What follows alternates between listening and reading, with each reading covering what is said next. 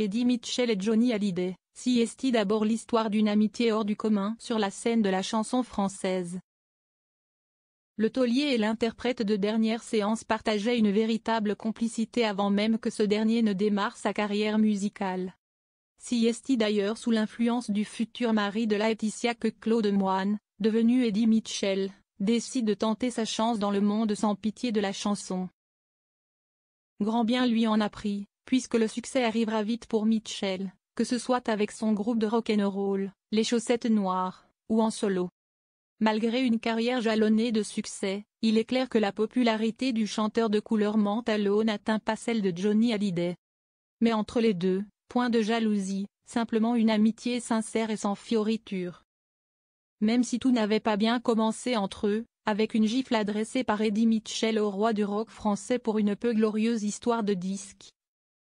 Ils resteront inséparables pendant plus de 50 ans, jusqu'aux toutes dernières années de la carrière de Johnny.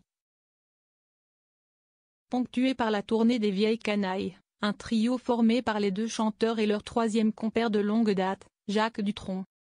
Eddie Mitchell en veut encore à Johnny. Hélas, la tournée devra prendre fin prématurément en raison de la maladie de Johnny Hallyday, puis de sa disparition le 5 décembre 2017. Le taulier laisse derrière lui une montagne de succès musicaux, mais aussi un ami de longue date. Parmi les étapes du deuil, CST. La colère qui cesse de le plus faire ressentir pour Eddie Mitchell. Je lui en veux, confie de manière franche l'octogénaire dans Autobiographie, livre qu'il a publié le 7 novembre 2024 dernier. Je lui en veux de s'être cru invulnérable, et de nous l'avoir fait croire. Il croyait passer à travers tout. Il voulait rester le plus fort, comme un demi-dieu. Et nous aussi, on le voulait pour lui. Des mots qui font aussi écho au mode de vie excessif de Johnny. Son ami poursuit d'ailleurs en y faisant référence.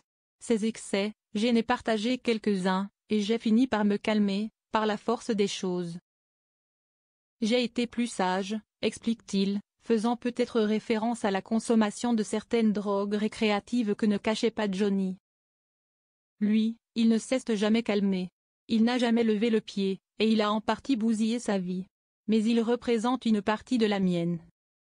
Cette dernière phrase illustre à la perfection la force de cette amitié, d'une longévité impressionnante, mais brisée par les outrances d'une vie trop rock'n'roll.